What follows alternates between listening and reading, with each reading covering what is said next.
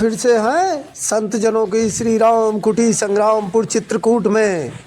और यहाँ पर पहले पानी की व्यवस्था नहीं थी, क्योंकि लैट्रिन और बाथरूम में हमारे महात्माओं को पानी ढोकर ले जाना पड़ता था। तो बेचारे वृद्ध महात्मा ढोकर पानी नहीं ले जा पाते थे। कभी कभी जो बाल्टी लेकर जब चलते थे तो गिर पड़ते थे रास्ते में, तो बहुत समस्या आती थी।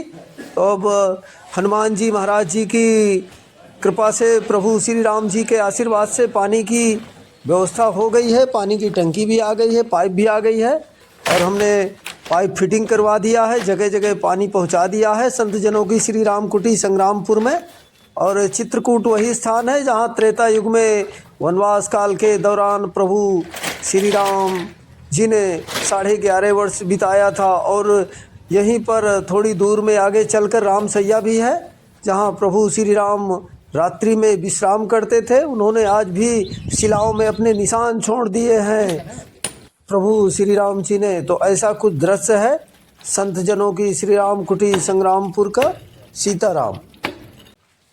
हम एक और प्रार्थना आपसे करना चाहते हैं कि हम संत लोग हैं, हाथों से कमजोर, पैरों से भी कमजोर, न सीढ़ी चढ़ सकते न उतर सकते हैं, चलने में ठोकरा खाते हैं, चक्कर आते हैं। तो एक उस दानदाता को हमारी तरफ से आशीर्वाद पहुँचे, जिस दाता ने जो तो हमको एक टंकी भेजी है संतों के लिए, संतों के हित के लिए, समाज के लिए कल्याण हो, आपको उसका जीवन निर्वाह हो, कल्याण हो। बार बार हम उनके माता पिता परिवार सब उनके दुखों का निवारण भगवान करे, उनके सुखों संपत्ति जो भगवान होता रहे वो दान देते रहें, भेजते रहें। और यही मेरा कल्याण, यह आशीर्वाद है। क्या कर रहे हैं महाराज जी? महाराज जी ये नाश्ता तैयार हो रहा है, हमारा नाश्ता तैयार हो रहा है। ये कूट काट के इसको तैयार कर रहे हैं, क्योंकि दांत में आगे दांत देखने के भर के हैं, जैसे हाथी के दांत, हाथी के हाथी के दांत दिखाई देते हैं।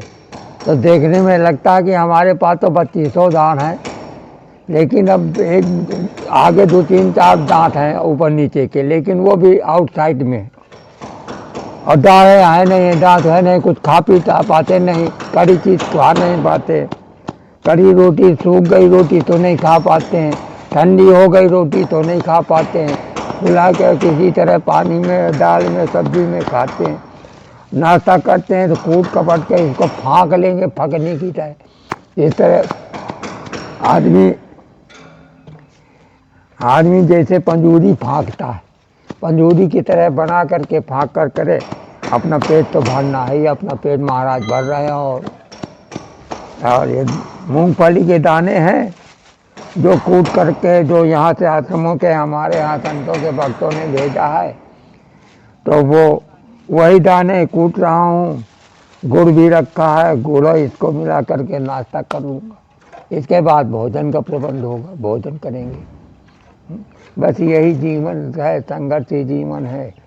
जैसा भगवान चाहता है वैसे करना पड़ेगा, नाचना पड़ेगा, नाच रहे हैं प्रभु। और क्या है यहाँ संतों के पास क्या है? आप भी भविष्य ले लीजिए महाराज, भिजवा देंगे। और सब लोग खाएं, हम भी खाएं। तो महाराज जी पाउडर बना के हर रोज खाते हैं? खाइए, कैसे खाते हैं? पाउडर रोज बना के खाते हैं। इसे पाउडर को बनाया, अयो फगन गया, अब फगनी बनाया। इसमें गुड़ भी है महाराज जी? अरे गुड़ मिलाया नहीं, गुड़ के पहले इसको पहले कूटने से बाद में गुड़ मिलाएंगे इसको। गुड़ बाद न आश्रम में रखा हुआ तो वहाँ से लाएंगे।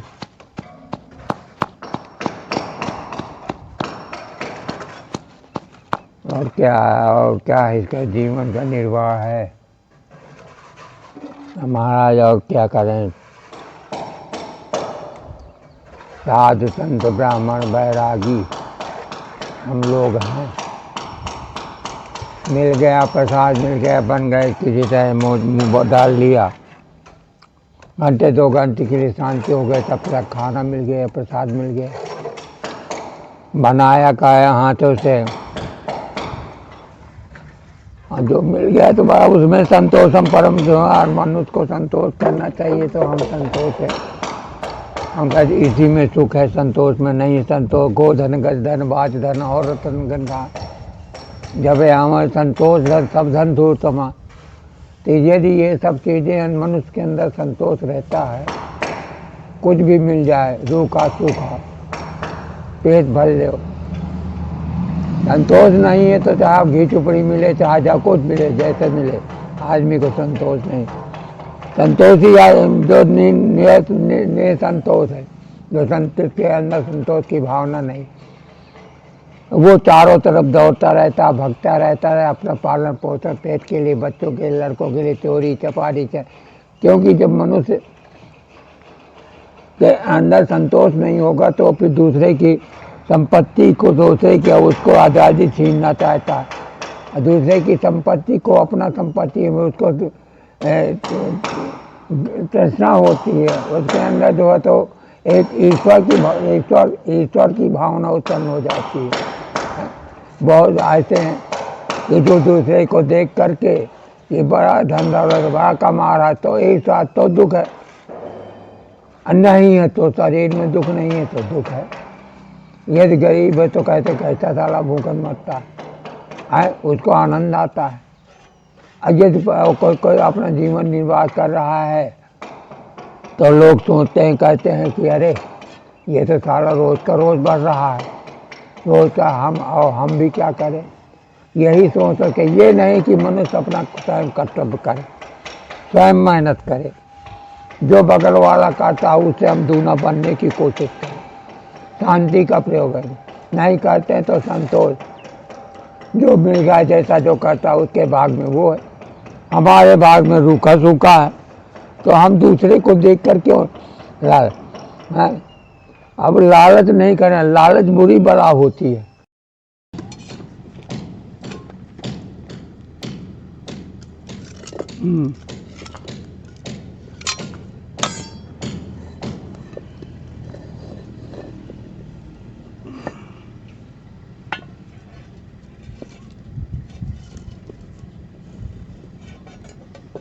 बुढ़ापा यही आती, बुढ़ापा देख कर रोया जवानी नींद भर सोया। जी महाराज जी। है कहा बुढ़ापा देख कर रोया, जवानी नींद भर सोया। है बुढ़ापा मना ससुर लड़का हो न बच्चा हो, जमीन हो जायदाद सब कुछ होते हुए भी क्या करें। वो जमीन जायदाद घर दुआर थोड़ो हमेशा तो चल जाई। है लड़का बच्चा यहाँ के साथ कह दे, ऊपर को साथ दे, ऊपर के साथ देंगे तो परमात्मा के चरणों में पड़े हुए हैं और भगवान का भजन करते हैं। और तो जहाँ जिस आश्रम में रहते हैं वहीं के आश्रम के महाराज जी हमको भोजन प्रदान कर देते हैं, आटा दाल चावल तेल जो भी सामान आता है वो सब। चाहे फिर अब ये है कि जैसे एक बालक होता है, परिवार होता है, परिवार होता है तो जैसे वाल्मीकि जी रहे, वाल्मीकि जी डकैती करते रहे, चोरी करते, बदमाशी करते रहे। अब बदमाशी करके बाद में तो वो जो एक बार ऋषि हमारे गए देखा तो उनसे पूछा कि तुम पहले ये सब करते हो तो किसके लिए करते हो। तो कहा कि परिवार के प्रति करते हैं। कहा अच्छा। तो कहा परिवार से भी पूछा है कि जो करते हो तो वो भला तुम्हारा भी हाथ साथ देंगे कि न देंगे। तो ये सब होते हुए परिवार, तो परिवार ये भी एक परिवार है हमारा। जहाँ रहेंगे वो अपना परिवार, जब तक आदमी अपना परिवार मान के नहीं चलता वो वहाँ नहीं रह सकता है वो है। तो वो जब पूछा जा करके तो कहा हम ये जो कर रहे हैं तो इसका जो है तो हमारा साथ देंगे कि हम ही को भोगना पड़ेगा। तो परिवार वाले कहते हैं महाराज जी कि आप घर के मुखिया हैं, मुक्त सो मुक्त चाहिए, मुखिया मुक्त हो चाहिए खान पान को एक। तो आप मुखिया जो घर का होता है पूर्वजों से चला आया है कि जो मुखिया होता है वो परिवार को चलाता है, परिवार का मालिक होता है, घर का मालिक होता है, जैसा करता है वो चलाता है। लेकिन वो करता है तो क्या, भोग। तो उसका जो भोग कहने लगे कि तुम जैसा करते हो वो, क्योंकि हमारा परिवार का चलाना है। तो हम भी एक जो है महाराज जी के आश्रम से मिले हैं, जुड़े हैं, उन्हीं परिवार से एक सदस्य हम हैं। तो जिस तरह अपना परिवार चलाने के लिए, बच्चों को चलाने के लिए मालिक तमाम प्रयत्न करता है कि किस तरह से हमारे बाल बच्चों का भोजन हो, किस तरह से हमारा परिवार करे चले, परिवार कैसा सुखी रहे, इस तरह से जो है तो अनेकों काम करके जो है तो वो माता पिता का, परिवार का भरण पोषण करता है। तो इसी तरह से हमारे आश्रम में भी एक छोटे से महात्मा हैं, हम छोटा ही कहेंगे क्योंकि हमसे बहुत छोटे हैं, इसलिए हम छोटा कहेंगे। लेकिन वो पालनहार की तरह हमको जैसे भगवान की मदद से, सहायता से और उनके माध्यम से ये सब हमको आता जाता है। भोजन पानी वो अभी कहाँ से लाते हैं, क्या करते हैं, कितना कष्ट भोगना पड़ता है उनको, कितना परिश्रम करना पड़ता है, ये तो ना आप जानते हैं ना हम जानते हैं। ये सब जानता है परमेश्वर, जानता है ऊपर वाला, जानता है और वो करने वाला जानता है कि किस तरह से साधु संतों की सेवा करते हैं, कहाँ से क्या लाते हैं। हम तो बड़े आनंद से सोचते हैं कि बड़ा हमको अच्छा चीज़ मिल गई। ये पता नहीं है किस तरह से, क्योंकि वो भूखा प्यासा दिन भर बना रहता है, महीनों खाना भी नहीं खाता है और साधुओं की सेवा मदद में लगा रहता है। तो ऐसा व्यक्ति संसार में बहुत कम ही इने गिने कहीं मिलेंगे। गैस की रोटी और इसकी रोटी में, रोटी खाने में इसमें मज़ा है, और जितना मज़ा उतना कष्ट भी, तकलीफ भी है, मेहनत भी है। और उसमें मेहनत नहीं है, आँखों की रोशनी, शरीर के अंदर जिसका धुआं जाता है वो धुआं जो है तो हृदय में बैठ करके खांसी, खुरा, कैंसर, तमाम अनेक प्रकार की बीमारियां पैदा करते हैं। लेकिन पहले वो मनुष्य नहीं जानता था पहले, क्योंकि पहले से लोग जो है तो चूल्हा बनाते थे और औरतें भोजन बनाया करती थी, घर की मालकिन औरतें हुआ करती थी। तो वो तब गाय भैंस, खेती किसानी हुआ करती थे, तो मनमानी राशन, कंडा भी घर में बना रहता था, लकड़ियाँ भी थी, जंगल भी था। लेकिन जब से ये संसार में मनुष्यों की संख्या बढ़ने लगी है, आबादी बढ़ने लगी है, तो सब चीज़ों की त्रुटियाँ हो गई। त्रुटियाँ होने के कारण से हमारे प्रधानमंत्री ने इस उज्ज्वला के योजना के अंतर्गत जो है तो उन्होंने ऐसा चलाया है कि जिसमें सुख मिलता है। तो और अब जो है तो औरतों को इसी में चूल्हे की रोटी पसंद नहीं आती, गैस ही उनको पसंद आता है। गैस में भोजन बनाया, अपना वो किया। और मगर हम गैस पसंद नहीं कहते, क्योंकि गैस, लोग कहते हैं गैस गैस गैस जैसा उसका नाम हो वैसा, या तथा जैसा गुण, जैसा नाम हो वैसा गुण भी है। गैस से गैस बनती है।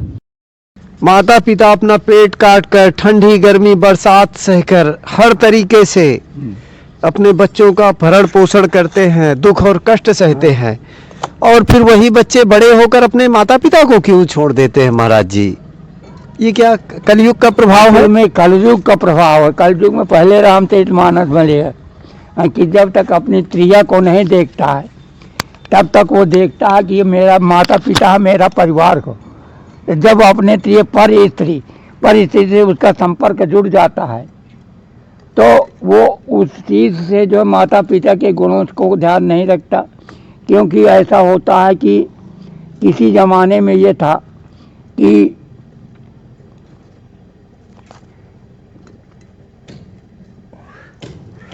तो कहने लगे बच्चे को तो पालन पोषण किया, तो पालन पोषण बड़ा किया, बड़ा करने के बाद वो जो होता ये था काहे के लिए किया, ये होता हमारा परिवार चलाए, हमारे बुढ़ापे का एक हमारी बैसाखी बने, हमारी मदद करेगा, सहायता करेगा। लेकिन जहाँ दूसरे की स्त्री का शादी होके आ जाती है तो वह माता पिता को भूल जाता है, इसके पहले भी भूल जाता है, लड़की दूसरे की लड़की आने के पहले भी जाता है। तो एक पिता था, उसने परीक्षा लिया कि बच्चे को बड़ा कर दिया, सर्विस नौकरी में लगा दिया, अच्छे कामों में, धंधा बिजनेस में, खेती किसानी में अच्छी तरह से करने लगा, कमा कर आने लगा। तो एक रोज उनके पिताजी बुढ़े हो गए थे, तो उन्होंने कहा जरा देखें तो क्या है। तो वो बार बार पूछने लगे, बार बार वहाँ मैदान में एक कौवा आ जाया करता था, तो कौवा को पूछने लगे कि बेटा ओए फलाने आओ तो इधर। पहुँचा, कहा है बाबा, क्योंकि अब बाबा हो गया, कहा है बाबा। तो कहने लगे बेटा ये क्या है, कहा कौवा। चला गया। थोड़ी देर के बाद फिर पूछता है, ओ बेटा आओ थोड़ा बताओ ये क्या है, कहा कौवा। कहा ये कौवा। अवंत में जो है दो चार बार कहा। इसके बाद कहा तो तुम्हारे पास टाइम नहीं है, तो फुर्सत नहीं है, तुम्हारे पास कौ जितते हो भर है, बैठे बैठे बड़ा तो सठियागा, तो सठियागा तोरे बुद्धि नहीं है, तो बुद्धि नहीं है तो अपन यहीं से कौवा कौवा करत रहो। अब मेरे पास इतना टाइम नहीं है कि मैं तो ही कह जाऊँ, न तो बार बार मैं उपदेश दो, बार बार तुम पूछा प्रश्न पूछाओ और बार बार मैं आंसर दो है। मैं लड़का बच्चा जाकर परिवार जाकर या जाकर कि तुम कर जाकर मैं एक कर रही के रहा कि मैं सबका पूरे परिवार कर रही के रहा। तो वो जो इस तरह से जो है वो उसकी भावना बदल जाती हैं, और बदल जाती है। तो बार उसने कहा बेटा परेशान होने की कोई ज़रूरत नहीं, जिस तरह आज एक समय में तुम थे तो तुम्हारी तरह मैं भी जवान था, मैं भी, मेरे पास भी बाल बच्चे थे, परिवार था, सब कुछ था। लेकिन मैंने अपने माता पिता दाई बापों को कभी नहीं भूला, क्योंकि उन्होंने आशा किया था, आशा के मुताबिक हमको जो है तो आगे चल के भविष्य में बैसाखी बने हमारी मदद करेगा है। उन्होंने क्या किया कि जो जायदाद है ज़मीन है वो सुरक्षित रखा, उसको हमने भी सुरक्षित रखा, चलाते रहे, मेहनत करते रहे, और मेहनत करके आपको पालन पोषण किया, नौकरी किया, धंधा किया, दूसरे की नौकरी किया कि बाल बच्चे हमारे बड़े हो जाए। तो कल तक अब आज तुम बड़े होने के बाद तुम्हारी प्रकृति एकदम ढीली हो गई, प्रेम, वो प्रेम कहाँ चला गया, वो ममता कहाँ चली गई कि माता पिता। अब उसमें लिखा सबसे गुरु माता पिता हो, तो माता पिता ने कुछ शिक्षा दी, उसको सिखाया, मगर फिर पर पत्नी के आ जाने पर, दूसरी घर में स्त्री आ जाने पर उसके गुण पूरे बदल जाते हैं। तो इस तरह से जो है जब तक माता पिता कहते हैं, जब तक माता पिता है, तो ऐसे 5 पुत्र होते हैं अलग अलग बिलक बिलक, एक पिता के विपुल कुमार हैं, लेकिन सब के कोई भक्त निकलता है ऐसा नहीं है। 5 में कोई ना कोई एक भक्त निकल जाए जो पितृ भक्त भी होता है। 4 ऐसे निकल जाते हैं कि अपना पेट भरते हैं, कुछ लोग ऐसे निकल जाते हैं अपना पेट भी नहीं भर पाते हैं, और कहते हैं और उल्टा सीधा शब्द निकालते हैं कि तुमने क्या किया, क्या कमाया, खाया, हागा, अब बस इसी तरह बर्बाद किया संसार, अब आकर के तुमने कुछ है। तो अब उसमें भी लिखा हुआ, किताबों में लिखा हुआ कि पूत कपूत को का संचय, अपूत सपूत को का संचय। यदि परिवार में एक भी कपूत पैदा हो जाता है पूरे परिवार को नष्ट कर देता है। कैसे? जैसे एक तालाब में पड़ी हुई मछली, जो मछली है एक मर जाती है मछली तो पूरा तरफ गंदा हो जाता है। इस तरह से परिवार में ऐसे कुछ व्यक्ति पैदा हो जाते हैं तो अब इसको क्या आप सब लोग सुनता है, संसार सुनता है? गोकर्ण की कहानी, धुंध की कहानी, ये इसी तरह की कहानियाँ है कि माता पिता के जमीन जायदाद पैसों का रखना, ऊट पटांग का काम करना, चोरी चपाटी करना, चिनारी करना, दूसरे की बहन बेटियों को ताकना, इत्यादि तमाम वो जो गलत काम करने लगता है। और जो कर्तव्य है कि किसी सोचने वाला संसार में आज बहुत कम मिलेंगे आपको, बहुत कम, लाखों में हजारों में दो चार मिलेंगे, धार्मिक मिलेंगे हैं कि जो अपने माता पिता की सेवा के बारे में सोचेंगे, अपने माता पिता के उसमें भविष्य के बारे में सोचेंगे। लेकिन संसार में सब कोई अपना भविष्य सोचता है। वो कहते हैं तब 2 दिन के साथी हैं, मर के चला जाना है, खर्चा ऊपर से लगा, दिन तेराई के लिए पैसे भी नहीं है। पैसे कहाँ से होंगे? जो पैसा संचय किए हुआ था माता पिता का पैसा, वो सब नष्ट कर डाला। नहीं देते हैं तो मार्टर भी कर देते हैं, नहीं कहते हैं तो गला दबा देते हैं, नहीं करते हैं तो माता पिता का जो है तो खाना नहीं देते हैं। जैसे एक जमाने में कंस पैदा हुआ था, कंस जो है अपने पिता को जेल में डाल दिया था अपनी राजगद्दी से। वही युग अब भी है, वही युग पहले था, लेकिन पहले कम था, अब ज़्यादा है। तो इसलिए इस तरह की समस्या है। इसकी वजह से माता पिता की सेवा करना, माता पिता के बहुत ऐसे माता पिता भी बड़े भाग्यशाली होंगे जिनके पुत्र के माध्यम से माता पिता को गले में श्रवण कुमार की तरह मैं किसी को तीर्थ कराता है, किसी को देशाटन कराते हैं और बहुत ऐसे कम है। श्रवण कुमार तो अब जो है तो क्या है, श्रवण कुमार नहीं है, अब घर में राक्षस रीछ